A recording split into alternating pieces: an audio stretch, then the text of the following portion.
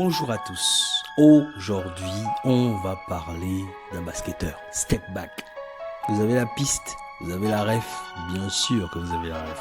On va parler de James Harden. James Harden a longtemps été considéré comme un basketteur qui n'a pas l'étoffe d'un gagnant. Plus concentré sur des performances individuelles qui font en sorte qu'il puisse avoir des records, empiler les records individuels.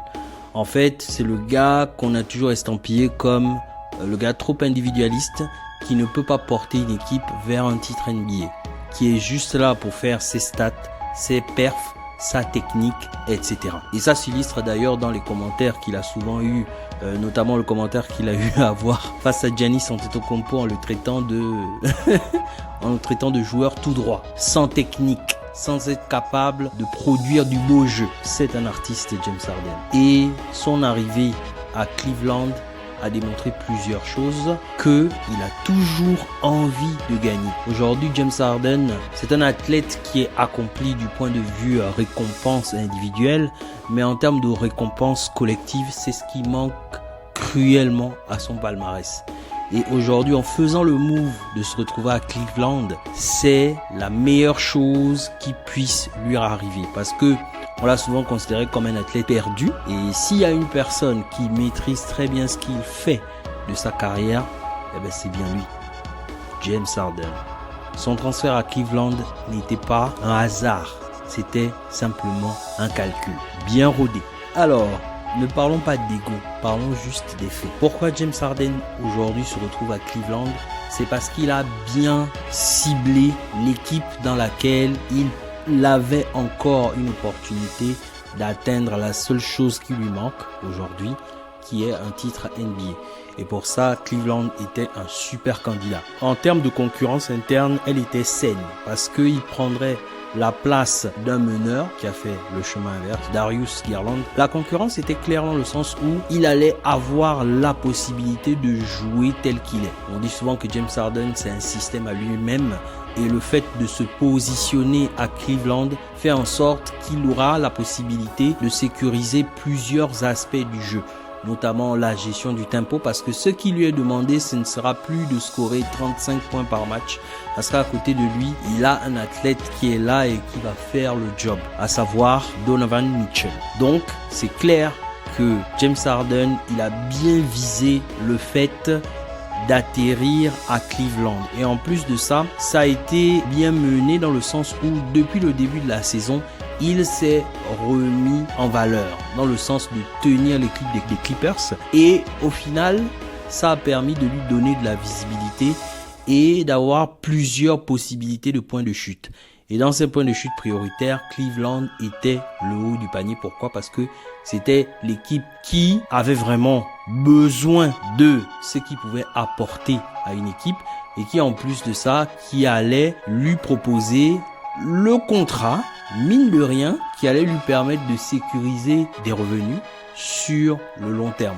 Alors, la NBA est quand même un environnement très concurrentiel, dans le sens où quand vous avez l'opportunité d'accrocher un contrat, faut pas louper cette opportunité parce que avec les blessures, vous pouvez être coupé. Donc, vous avez la possibilité de ne pas aller au terme d'un contrat, donc de toucher les revenus liés à la signature. Même si vous signez, vous êtes quand même assujetti au fait de pouvoir délivrer des performances. Donc, les contrats qu'on signe en NBA, mine de rien, ce sont des contrats qui ont des gros montants, mais c'est quand même des contrats qui sont conditionnés à la présence sur le terrain parce que plus vous passez du temps sur le banc ou plus vous passez du temps blessé, moins votre contrat devient intéressant pour la franchise qui vous l'a donné. Donc, vous avez des risques de vous faire couper. Et James Harden est à l'étape de sa carrière où il n'a plus besoin de sécuriser parce qu'il a quand même touché des hauts revenus depuis le début de sa carrière, de par son statut de superstar et de ses performances. Il est dans l'étape de je sécurise pour le long terme. Donc, priorisant des contrats, certes, qui ont des revenus moins élevés, mais qui, par contre, s'étalent sur une durée un peu plus longue. 2 ans, 3 ans, ça lui permet d'installer de la stabilité. Et Cleveland, c'est le bon candidat. Le contrat est stable. La période, elle est assez grande pour qu'il puisse permettre de s'installer. L'équipe, elle est flexible. En gros, James Harden joue aux échecs, pendant que d'autres jouent aux dames. C'est un vrai stratège. Alors, James Harden est quand même un athlète qui touche des hauts revenus et qui a touché des hauts revenus tout au long de sa carrière. Il a plus de 300 millions de dollars de salaire encaissé. Attention, quand on ne parle que de salaire, ça veut dire que il y a les amis des impôts qui passent toujours par là. Et ça, c'est normal. Et c'est quelque chose qu'il ne faut pas oublier. Autant les salariés lambda sont assujettis à l'impôt sur les revenus, autant les athlètes, malgré les hauts niveaux de revenus, payent aussi des impôts.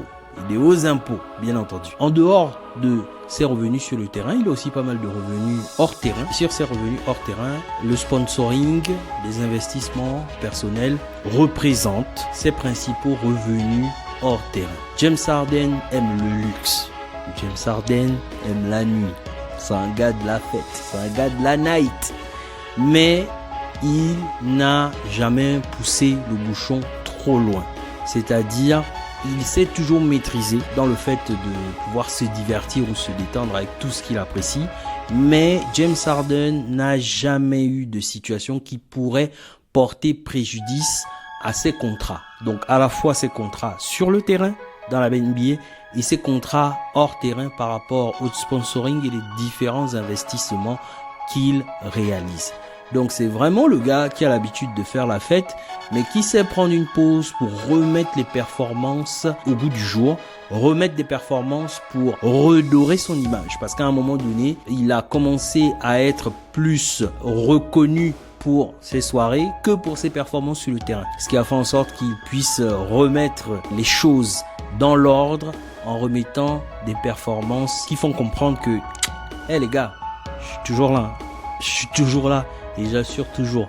Certes, j'aime la fête, mais j'assure toujours. Alors, des athlètes qui cherchent des gros contrats pendant les périodes qu'on considère comme les périodes de fin de carrière, des contrats qui permettent aux sportifs de non pas finir leur parcours par un gros revenu, mais des fois préparer la suite. Et dans la suite des carrières de sportifs, plusieurs choses s'offrent à eux. Et pour sécuriser des fois ces après-carrières, les contrats exorbitants de fin de carrière permettent d'enclencher la suite.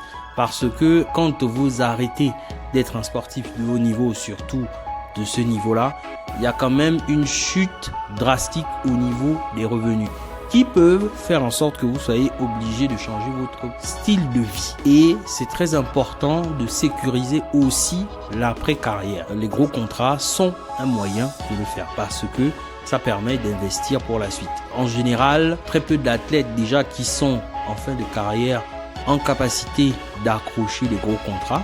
Donc, quand vous êtes en capacité de le faire, en général, faut sécuriser pour l'après-carrière. Je suppose qu'avec ce contrat, c'est pas du consulting classique qu'on voit souvent comme reconversion d'après-carrière des sportifs que James Harden va pouvoir faire après que sa carrière de sportif en NBA soit terminée.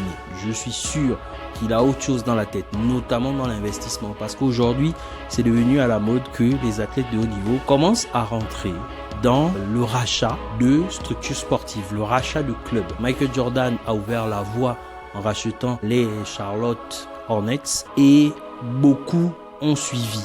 Beaucoup qui ont la possibilité d'accumuler un maximum de revenus prennent aussi cette direction-là et je suis quasiment sûr que James Harden, lui aussi, aura ses actifs dans une franchise. La NBA est quand même un business qui continue à se développer. Il y a aussi la possibilité en WNBA où ça se structure aussi. Donc, où c'est possible de prendre des positions dans les franchises féminines NBA. Vu que la WNBA est aussi en construction. Avoir des gros contrats, c'est aussi une possibilité d'embrayer sur une carrière d'investisseur. Aujourd'hui, James Harden a son bag rempli de records. C'est quand même un MVP. C'est quand même un gars qui a des records de matchs à plus de 40 points. C'est l'un des meilleurs créateurs de sa génération et de l'histoire de la NBA. Donc, en termes de récompenses, il est bardé de récompenses. Il lui manque une chose, c'est une bague NBA.